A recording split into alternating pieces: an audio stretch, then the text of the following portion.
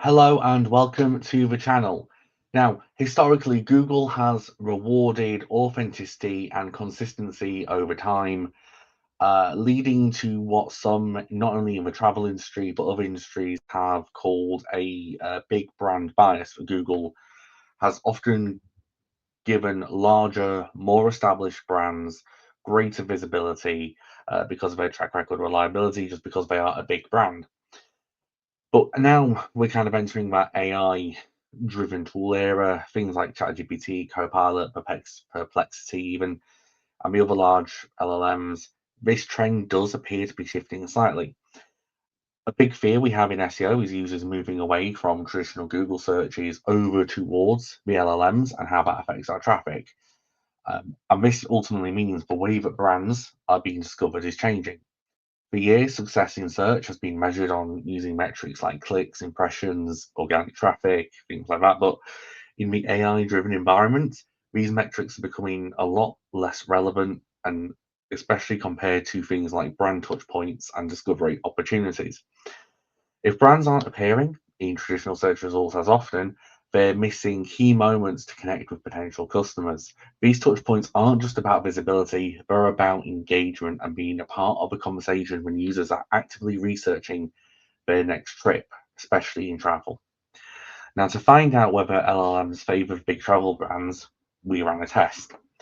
Now, we searched for 20 very high monthly search volume travel related keywords to see how often 25 of the large travel brands typically appearing in traditional Google searches of these kind of queries were appearing in these results in the AI tools.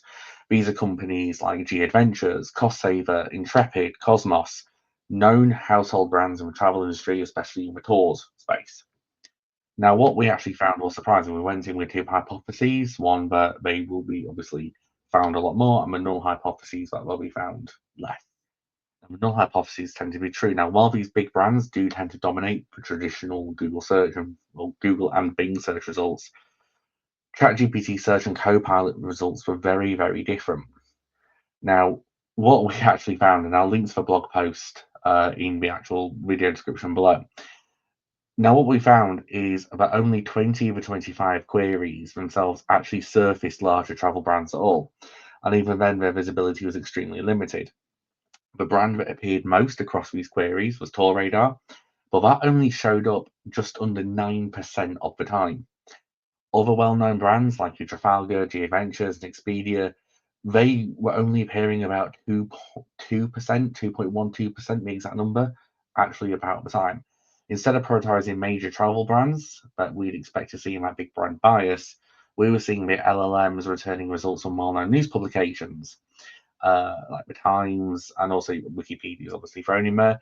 But we also saw a number of lesser known travel brands, many of which don't have, I'm going to class this as strong organic rankings in Google or Bing. They have a good and modest amount, but not as strong as what you class for major travel brands.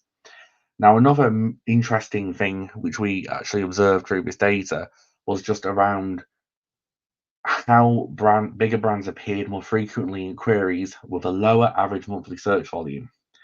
Now, this is only a correlation. So what we actually see is the higher search volume terms were returning fewer, but then the much, much lower ones were returning more. So as you can see through the black and red lines representing here. Now, this is only a correlation. It does raise a very interesting question. Could high search volume travel queries actually present a bigger opportunity for smaller travel brands in AI-driven search?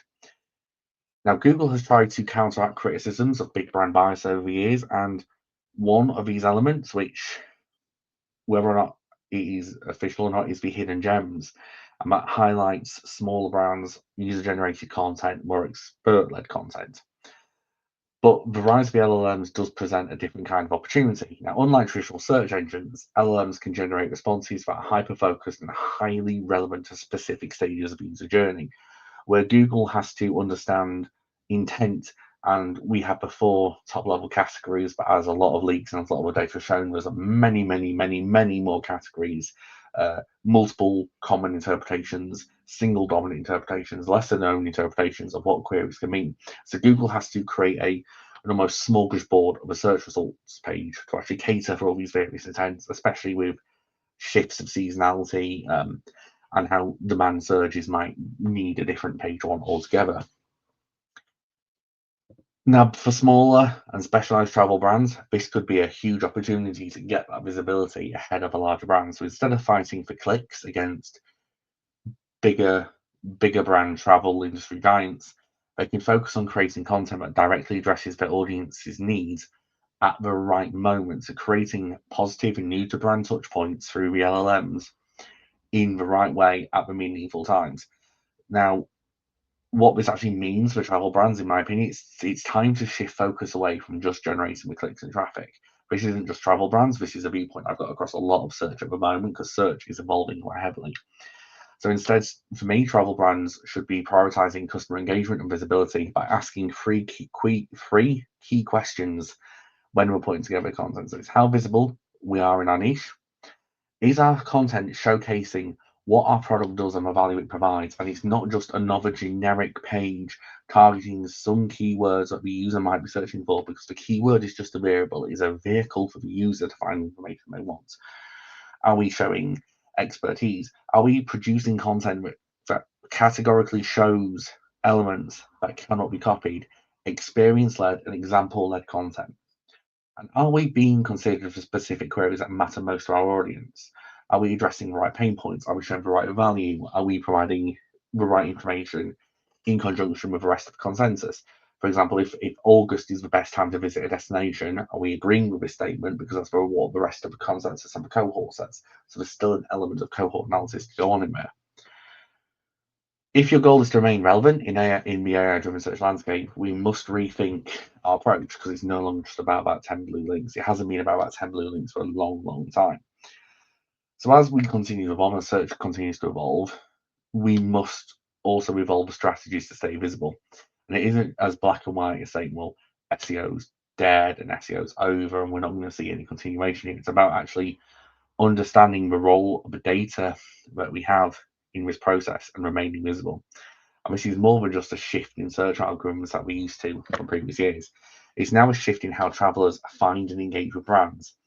So the real question isn't just like, are we still appearing in search anymore? It's are we the right answer at the right moment for the right user at the right time?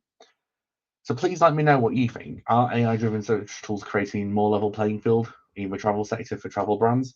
Please let me know your thoughts in the comments below, and thank you very much for watching.